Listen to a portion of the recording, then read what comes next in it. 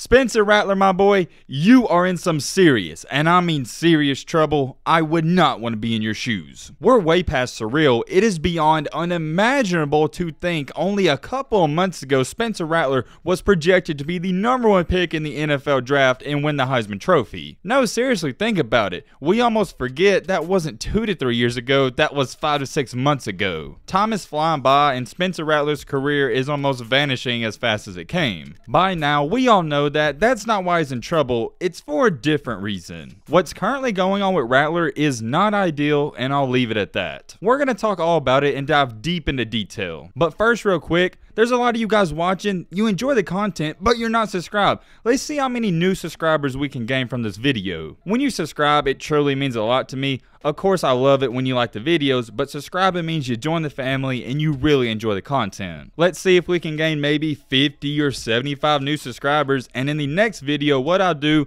is I'll tell you how many new ones we gained from this one, sort of like a challenge. I hope you guys are excited to get into this video as much as I am. Hope you enjoy. Let's continue on. After doing some thinking, I came to the conclusion that Rattler is without a doubt in my mind one of the most intriguing college prospects and players we've ever seen. Especially after what happened this year, he didn't just have hype around him in college, he had cameras around him in high school. What made him get even bigger is with all the drama that happened this season. It kind of came to a shock to everybody, but I'm going to give this man a ton of credit. He couldn't have handled it any better. He did what a lot of other star athletes don't do. He stayed off of social media and he shut his mouth. I know he has an agent and people working behind his team, and whoever was controlling and telling him what to do, you did a great job. He didn't bash his teammates, he didn't bash his coach, and he kept quiet and lay low. That's what you're supposed to do. I heard a lot of rumors that Jalen Hurts reached out to him after he got benched, and maybe that had a say-so in what he was doing. Going back to last year and even the year before when he sat behind Jalen Hurts,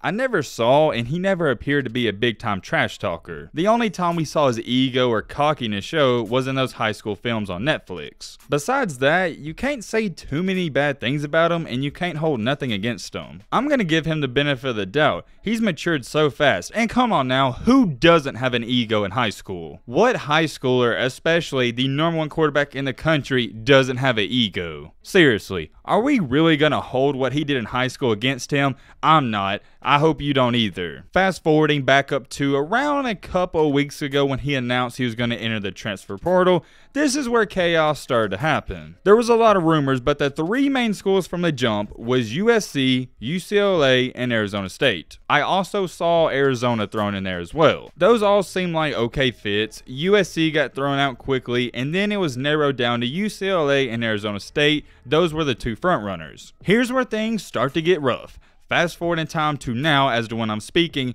UCLA is no longer in the picture and Arizona State isn't either. It looked like Arizona State was a done deal, but then it was announced their quarterback was coming back and he's not going to win the job over him. That right there has put Rattler in a not so ideal situation and a sticky situation. Let's take a look at something. A couple of days ago, it was confirmed, not speculation, confirmed that Rattler visited Nebraska. Shortly after he had that visit, the director of player personnel followed him on Twitter, the tight end coach followed him on Twitter, and so did the AD. Obviously, you don't got to be a rocket scientist to figure out it's not a coincidence. It's clear as day they have some chemistry going, and they're one of the front runners now. Oh yeah, guys, since we're talking about Twitter, go follow my Twitter. It's MattBeGreatYT, and it's the same as my Instagram. I love interacting with you guys on there. It's another way we can connect. Go do that, and I also follow a bunch of you back. Let's continue on with the video. There's been another new team to surface, and I want to throw in there, he's visited some other schools, but these are the front runners currently that everyone's speculating. That other team I'm referring to goes by the name of South Carolina. That right now is the cream of the crop, and it appears those are going to be the teams he has to pick between. With all that being said, we can now get into why Spencer Rattler is in serious trouble. 4-8,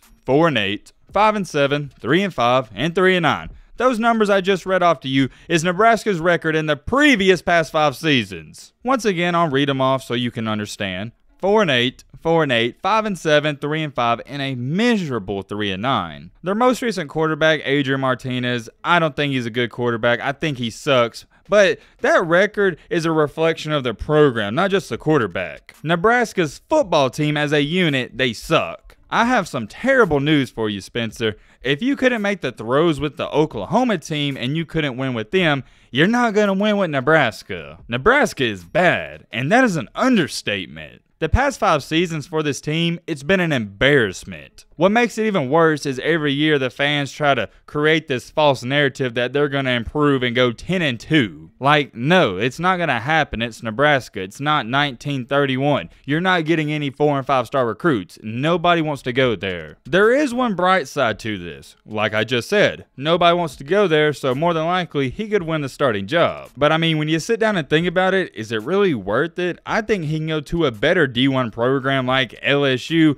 and do far better. Let me calm down. I don't want to bash Nebraska too much. Their game does it for themselves. Let's move on to something else. The other team that's getting some rumors about Rattler, South Carolina, in the previous 4 seasons has went 7-6, 4-8, 2-8, and 6-6. Not too much better, and you gotta throw in there, they're in the SEC, so you're gonna be playing far superior defenses. You know what's funny? If you're an avid college football fan, you're gonna know what I'm talking about. When Scott Frost got to Nebraska, everybody was saying he was gonna turn that program around and lead them to national championships. Am I the only person who remembers that, or did I dream about it? He's not even improving from his previous seasons. If anything, he's getting worse. Okay. If you're a new head coach and you go to a team, I'm not going to judge you off of your first season. And even if you have a bad second year, I'm not going to judge you too much. But by your 3rd, 4th, and 5th year, you got to show me something. It's a big dilemma. Can you put all the blame on Scott Frost? It's not like he has the 5-star recruits to compete with these teams.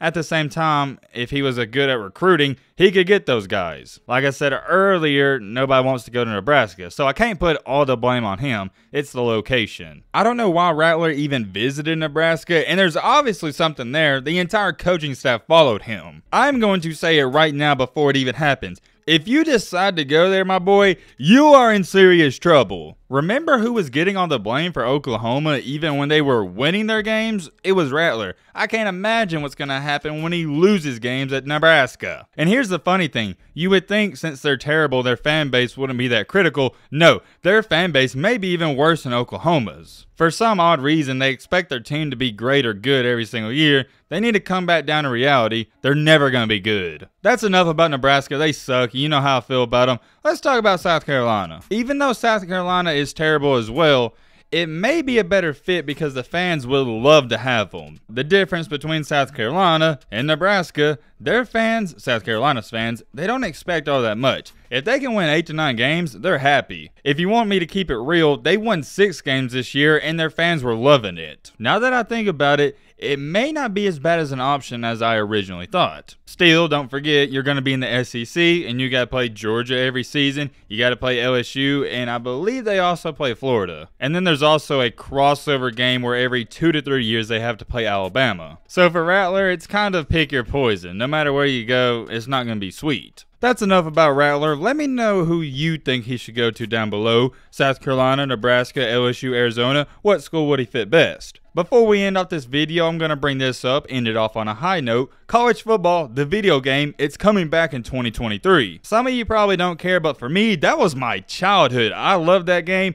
And they said, quote unquote, that's the hope it comes back in the summer of 2023. I don't know if it's because I got older, but video games, they don't hit the same no more. And I'm talking about Madden, 2K. They're not as fun. Maybe that's just me. If that game comes back, we might have to stream that on the channel. Remember that good old EA Sports? It's in the game. It'd be legendary to see that come back. Or not see it come back, hear it come back. You get what I'm trying to say. Let me know your thoughts on all this down below. But with all that being said, that's going to wrap it this video. Hope you guys enjoyed. Hope you guys learned something. If you're new to the channel, like I said, hit that subscribe button. See how many subs we can gain off of this video. And as always, let's be great. I'm out, y'all. Peace.